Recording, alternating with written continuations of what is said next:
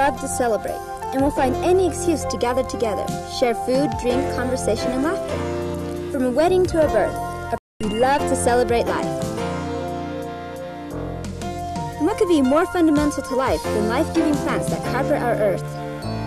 We certainly value flora in our celebrations, as shown through decoration and gift-giving.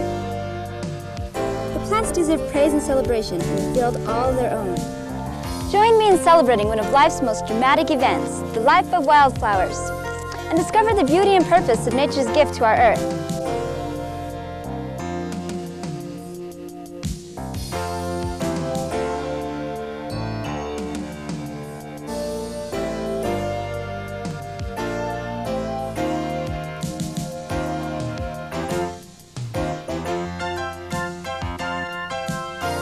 We celebrate wildflowers for several reasons. One reason is they gratify the senses, but it goes beyond what the eye can see. Of course, you can't experience this from your side of the camera, but few, if any, department store fragrances can equal the fresh scent of Eau de Abronia fragrans. And there's more. Think of how wildflowers touch our lives through the arts. Whether through a book, a get-well card, or art, wildflowers of all colors and sizes lift our spirits and brighten our lives. But wildflowers are more than just pretty faces we can admire. Did you know wildflowers have a starring role in the world of medicine? Well, chew on this. Mint leaves, like this, have been used for years as digestive aids. And this willow bark is the source for one of the most widely used drugs of all time, aspirin. Did you know about half of all medicinal drugs originate in wild plants? And we are using only a small number of plants. In fact, most of the world's plants remain untested for medical uses. What's more, many plants are disappearing from our earth before scientists have been able to name or study them. Who knows what cures may hide in our plants, fields, and forests? Let's hope we find out soon.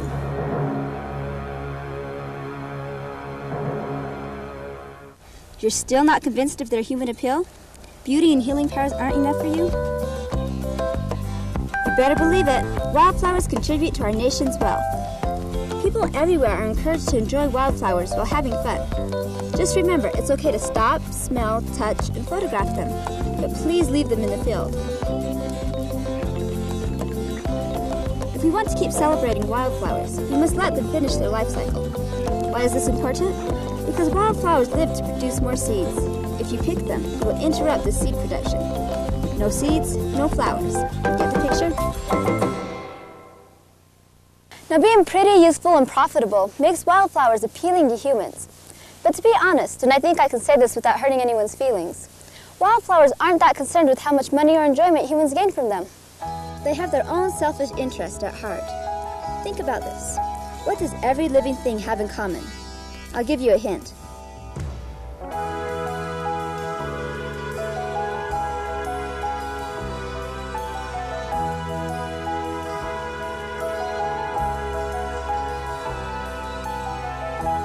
All life forms want to reproduce and continue their existence. Many will go to great lengths, even death, to do this.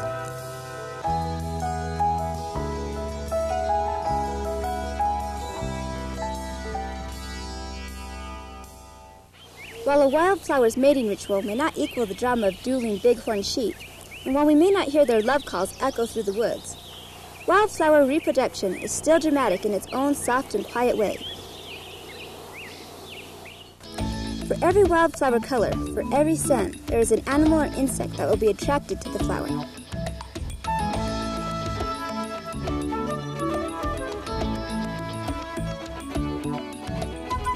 These animals become pollinators.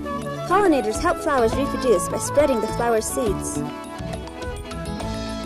Some flowers don't need pollinators. They may simply rely on the wind or other animals to help them travel and reproduce. Still, some people are bored with plants. They like more direct forms of communication.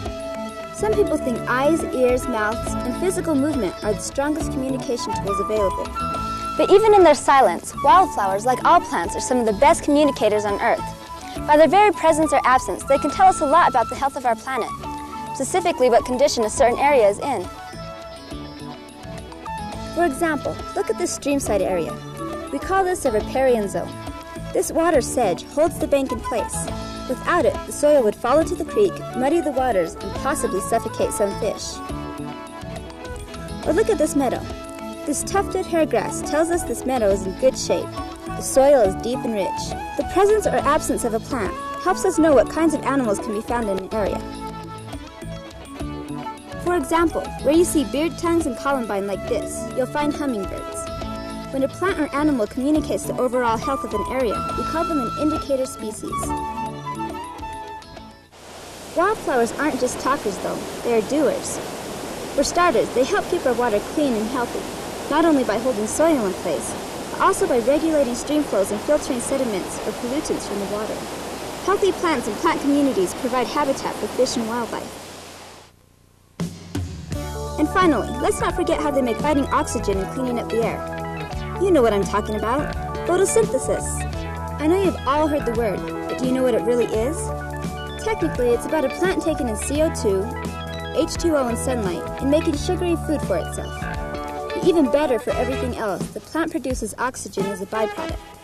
Exactly how this occurs can be a little confusing. Basically, it's a straightforward chemical reaction. Think of it like this. If people could photosynthesize, we'd go to Hawaii or the sunny Southwest, find our place in the sun, pour a nice cool glass of water, and take in some serious rays. Because you'd get energy or calories from sunbathing, you'd become not just tan, but fat as well. To lose that summer weight, you could escape to a dark room or visit Alaska in the winter, become a couch potato and melt those pounds away.